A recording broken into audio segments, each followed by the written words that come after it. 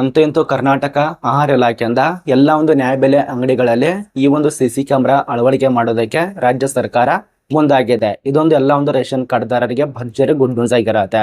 ನೋಡಿ ಯಾಕಪ್ಪ ಈ ಒಂದು CCTV ಅಳವಡಿಕೆ ಮಾಡ್ತಿದ್ದಾರೆ ಅಂದ್ರೆ, ಈಗ ನಿಮಗೆ ಗೊತ್ತಿರಬಹುದು, ಹಣ ಕೊಟ್ಟವರಿಗೆ ಅಕ್ಕಿ ಕೊಡಿಸಿದ್ದಾರೆ.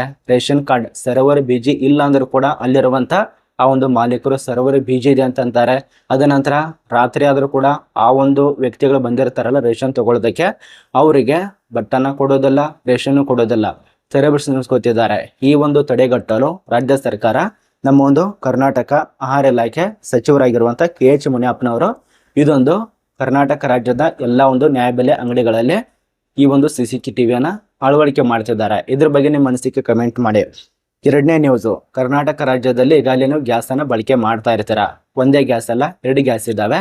ಒಂದು ಮನೆಯಲ್ಲಿ ಬಳಕೆ ಮಾಡುವಂತ ಗ್ಯಾಸ್ ಬೇರೆನೆ, ಹೊರಗಡೆ ಕಾಳಸಂತೆಯಲ್ಲಿ ಬಳಕೆ ಮಾಡುವಂತ ಗ್ಯಾಸ್ ಬೇರೆ, ಅಂಗಡಿಗಳಲ್ಲಿ ಬಳಕೆ ಮಾಡುವಂತ ಗ್ಯಾಸ್ ಬೇರೆ, ವಿವಿಧ ಒಂದು ಗ್ಯಾಸ್ ಇದಾವೆ.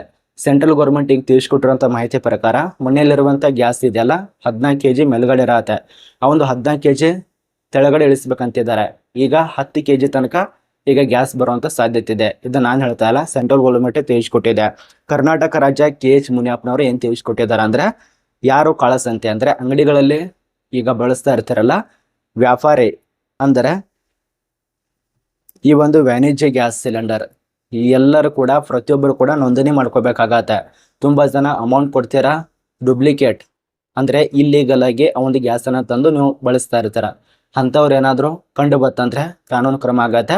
ಪ್ರತಿಯೊಬ್ರು ಕೂಡ ನೋಂದಣಿ ಮಾಡ್ಕೊಳ್ಳಿ, ನಂತರ ಗ್ಯಾಸ್ ಪಡ್ಕೊಳ್ಳಿ. ಇದೊಂದು ಕಡ್ಡಾಯವಾಗಿ KH ಮುನಿಯಪ್ಪನವರು ತಿಳಿಸ್ಕೊಟ್ಟಿದ್ದಾರೆ. ಇನ್ನು ಮೂರನೇ ನ್ಯೂಸು, ಕರ್ನಾಟಕ ರಾಜ್ಯದ ಎಲ್ಲ ಒಂದು ರೈತರಿಗೆ ಕರ್ನಾಟಕ ಹೆಸ್ಕಾಂ ಸಂಸ್ಥೆ, ವಿದ್ಯುತ್ ಹೆಸ್ಕಾಂ ಸಂಸ್ಥೆ ಸುಮಾರು 5 ಪಾಯಿಂಟ್ ಅನ್ನ ತಿಳಿಸ್ಕೊಟ್ಟಿದ್ದಾರೆ. ಎಲ್ಲ ರೈತರು ಪಾಲನೆ ಮಾಡಲೇಬೇಕಾಗತ್ತೆ. ಪಾಯಿಂಟ್ ನಂಬರ್ 1, ಮಳೆಗಾಲ ಸಮಯದಲ್ಲಿ ವಿದ್ಯುತ್ ಉಪಕರಣಗಳನ್ನ ಆಫ್ ಮಾಡಿ ಅಂತ ಹೇಳಿದ್ದಾರೆ ಕಡ್ಡಾಯವಾಗಿ.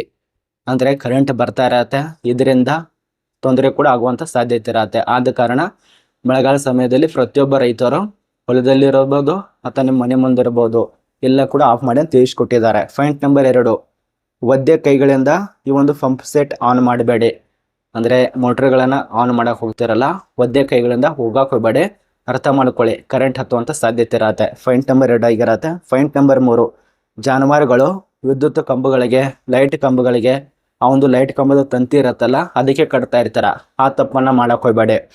ಪಾಯಿಂಟ್ ನಂಬರ್ 4, ಜಲಾಕೃತಿ ಪ್ರದೇಶಗಳಲ್ಲಿ ವಿದ್ಯುತ್ ಉಪಕರಣಗಳನ್ನ ಕೆಲಸಂತರು ಮಾಡಕ್ ಹೋಗ್ಬೇಡಿ. ಈ ಒಂದು ನೀರು ಇರ್ತಾವಲ್ಲ ಅಲ್ಲಿ ಅಂತೂ ವಿದ್ಯುತ್ ಉಪಕರಣಗಳ ಬಗ್ಗೆ ಸಂಬಂಧಪಟ್ಟಂತೆ ಯಾವುದೇ ಕೆಲಸನ ಮಾಡಕ್ ಹೋಗ್ಬೇಡಿ. ಪಾಯಿಂಟ್ ನಂಬರ್ 5, ನಿಮ್ಮ ಹೊಲ ಆಗ್ಬೋದು, ತೋಟ ಆಗ್ಬೋದು, ತಂತಿ ಬೇಲಿಗಳಿಗೆ ವಿದ್ಯುತ್ ಹಾಯಿಸಬೇಡಿ. ಅಂದ್ರೆ ಹೊಲದಲ್ಲಿ, ಅದ ನಂತರ ಈಗ ಗದ್ದೆಗಳು ಇರ್ತಾವಲ್ಲ ತೋಟಗಳಲ್ಲಿ, ಅಲ್ಲಿ ಅಂತೂ ಗದ್ದೆ ಇರ್ತಾವಲ್ಲ ಆ ಒಂದು ತಂತಿಯನ್ನ ಹಾಯಿಸ್ಬೇಡ ಅಂತ ಹೇಳಿದ್ದಾರೆ. ಯಾವಾಗ ಏನಾಗತ್ತೆ ಅಂತ ಹೇಳಕ್ ಬರಲ್ಲ. ಈ ಒಂದು 5 ಪಾಯಿಂಟು ನಮ್ಮ ಒಂದು ಕರ್ನಾಟಕ ಹುಬ್ಳಿ ವಿದ್ಯುತ್ ಸರಬರಾಜು ಇಲಾಖೆ ತಿಳಿಸ್ಕೊಟ್ಟಿದೆ. ಎಲ್ಲ ಒಂದು ರೈತರಿಗೆ ಅನುಕೂಲ ಆಗಲಿ ಅಂತ ಹೇಳಿ.